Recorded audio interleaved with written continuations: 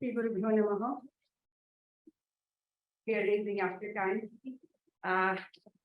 Dr. Nattarni, Senior Professor, Pranam Swamiji. Continue my topic that I have raised since yesterday. The significance of karma. Karma so kartavya means said karma has to kartavya.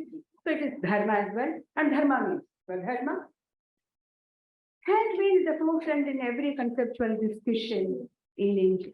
Think of family fights, and then immediately you quickly point out, and very often we keep quoting Bhagavan's famous pronunciation, Shreya and Swadharmo, Paradharma, Swanishtida, Swadharmo, Nidhanam Shreya, Paradharmo Bhayavaha.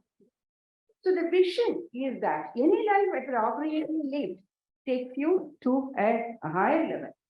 So since spiritual goal may be sought from any kind of social situation, one is not advised to discard his station. For it is famously said, Swakarmana tamabhyarchya siddhim vindeti manava. Sanskrit is very easy because it quickly covered a whole lot of things. One has to worship himself by doing one's own duty. So since dharma is largely dharma, which is intrinsically contextual in nature, this is what we have come to an agreement since yesterday. One will have to exert an art to identify one's swadharma. Apparently, it might look very, very easy. What is my swadharma or doing my swadharma? But it is not the case, and that's what I want to bring before you. As Krishna says, Kim karma, kim akarmedi tavayopyatra mohitaha. That means karma pravakshyami. That is why I'm going to give you a discourse on karma. Yajnatva mokshate ashubha. So Krishna, in fact, says, if one is clear of one's swadharma, there is nothing else that one needs to know further. Why? With this, he is not enlisting a set of karmas and karmas. We have heard Chanakya Niti and a bit of Tamil that I could understand. But this is rooted in metaphysics. So with that, he is not enlisting a set of karmas and akarmas. You do this list and you don't do this list. Nice. Instead, he is showing us the method by which each individual can discern his own karma. So what has been commonly said is a state of affairs. As I have said, what has been commonly said is the metaphysics. What is the absolute reality and what is the phenomenal reality. And an informed ethical agent, Shastra Avadhi, has to creatively draw ethical principles from it that are best suitable for the occasion. So as Jnana Karma Adhikaram, as Shankara would call, what is the human Jnana Karma Adhikaram? That is why he said, he focuses on human beings. Only human beings can do all this. He has the cognitive and the cognitive faculties. So they have duties that emerge from their ontological status. Hence, the primary thesis that I placed before you is that Indian philosophy, there is no ethics independent of metaphysics. So with this prior understanding, let's focus on the general principles that would guide the individual in creatively responding to the ethical situation. Now, these two requirements that I have said, to have the Shastra or the Shastric Jnanam on one, and responding to the empirical situations in terms of it creatively, they are not easy to come by. But as Krishna says, Gahana Karmana Gati. So why is it that the Gati of the karma is so Gahana? What makes it so intricate that we find it difficult to discern as Swadharma from Paradharma? The reason is simple. To know Swadharma, you need to know three things. The nature of the absolute reality, the nature of the phenomenal self, and the ability to creatively respond to the situational challenges. In effect, a karma yogi should far exceed a jnana yogi in both the faculties, that is the cognitive and the cognitive faculties. The beauty of the Gita is that it synthesizes the metaphysics. Yesterday in Srini's paper, we have seen how he synthesizes the metaphysics and its application. I don't want to call it ethics because it's not ethics per se. It's metaphysics itself as one single unit interconnected.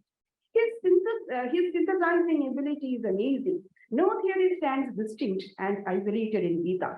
They together form a web of theory, all leading to practice. In the 16th chapter, I'm repeating. The first chapter in Kārya and Akārya.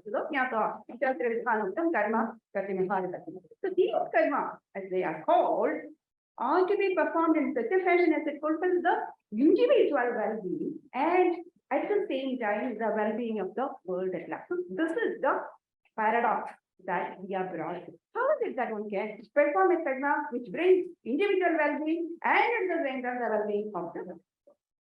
So this is the famous, enigma, the famous theory which says that the self-interest invariably counters the interest of the other. Hence, a conflict between these two is sure to emerge. So, if you take care of self-interest by rule, you fail to take care of others' interest.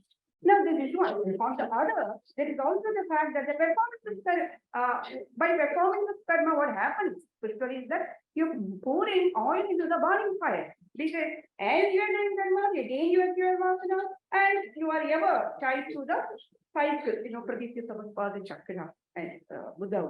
So hence this route of action is not really good for the well-being, spiritual well-being of the agency. These are the two problems that we are going to confront when you promote karma theory. Let's see how Lord resolves. So now these are considered an amazing formula by which every act of an individual will naturally become beneficial for the other, and such an action will not bind the individual down to the world-wide person.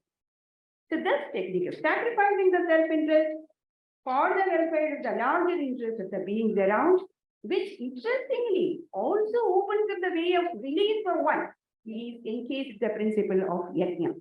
In what follows, I'll try to fix, if time permits, this principle of yajna in the Kārya and Akārya. So what is the principle of yajna? You know that yajudani dhadu, that's what it literally means. We have it in the early Vedic literature and Upanishad. As Adhyatma Vidya, apply this principle for the inner modification of the self.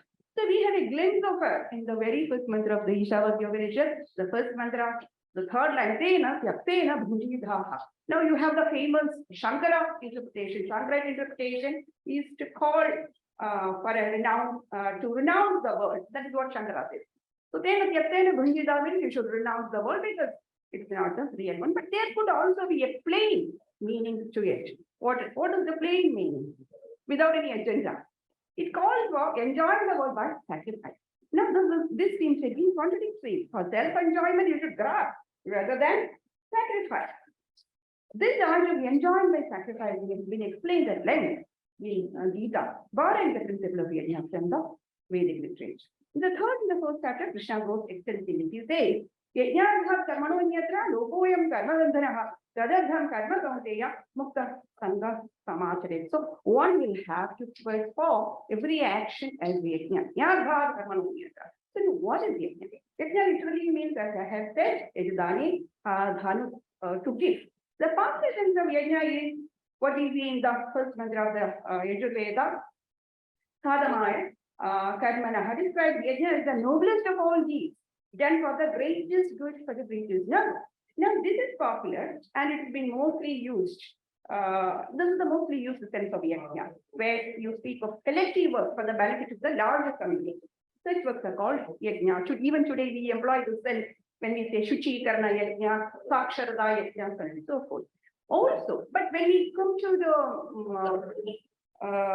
sacred literature, you have yajna, by which an ordinary man envisions his sacrificial fire and offerings made ahuti in it. But remember, this is just one form of yajna, the broad form. The fire, the sacrificial pedestal, and also the offerings can take different forms. Though even in Shruti, we speak of the subtle form of yajna, where I'll come to that, but the concept receives a meticulous philosophical analysis at the hands of Lord Krishna. According to Krishna, every action of us should be performed as a sacrifice.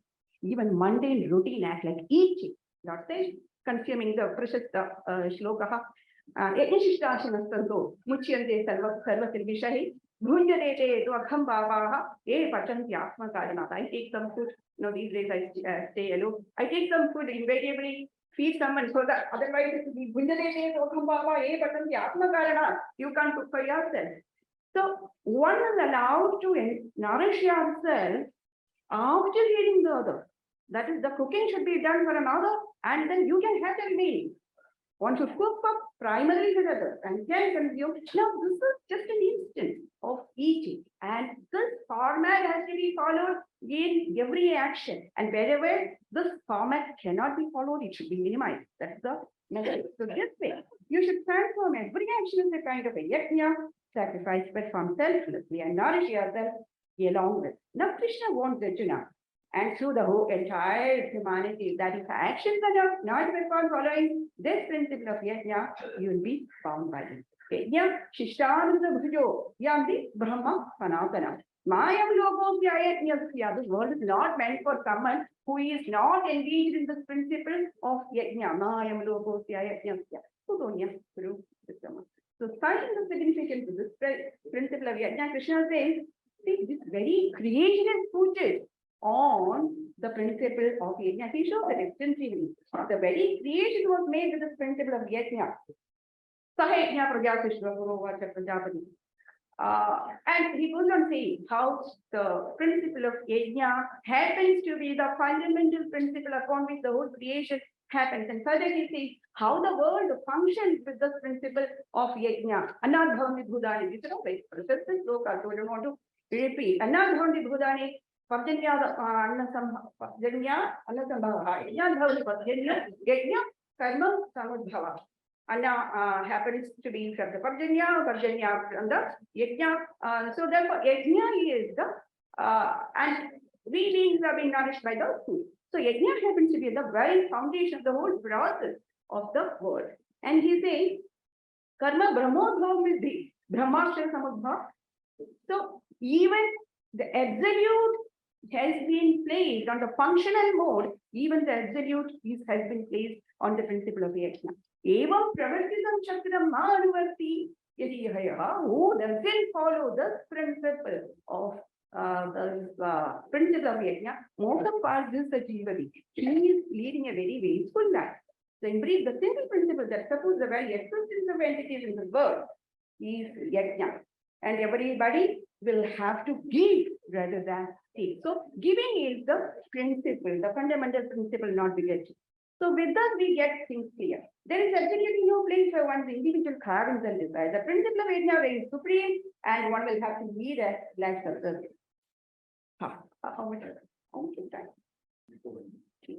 So indeed, every act of one should be converted as an yajna. So with that, it becomes clear how the principle of yajna evades the basic conflict between the interest in the self and the other. By the performance of all this Buddha yajna, Manushya yajna, Deva yajna, and all that, these are the routine things, The call is to convert every act as an yajna. So the yajnas performed for the well-being of others are in fact, so the formula is very simple. When you perform mundane action, the material benefit is for the others and the spiritual benefit is for yourself. This is the formula. It's a simple formula. And as mentioned earlier, the principle of yajna goes subtle when it, and as it goes subtle, the more beneficial it is. And then he says there could be varieties of yajna, dravya yajna, tapo yajna, prana yajna, and the yoga yajna. And then he culminates with jnana yajna, and he says that jnana yajna is the perfect. And also he speaks about, in Gita itself, he speaks about how the Vishayan, Vishayan should be done akuti into the senses into the restraint with the sensual as well as the motor organ. So this ascent towards the jnana path has to be done along with the performance. And this essential selflessness has to be the driving motive. I'll wind it. The beauty of the principle of yajna is that you naturally take care of the well-being of the other and the world at large. That the nature has been described different in a different color in Indian philosophy. Nature is a co-partner in your spiritual progress. And in Indian thought, nature is not just dumb matter. It's a participant there is a teleological principle that is functioning. Nature has an order, it has a design, and then the bells you attune. See, I have already told you that it has been put on the principle of yajna. And you will have to tune yourself, your life, your ways of functioning, your aspiration, tune with how the nature functions, and that is how you would attain the best of your goal. You will have to tally in time, in congruence with the functioning of the nature, and all the rituals that we have are meant to get one tuned with this high. Let us bring back speculation into our fold, and let there be philosophers who speculate on what is the design of nature, so that they can envision her plans and how she performs yajna in terms of the larger community, so that you can also fall into sense of it.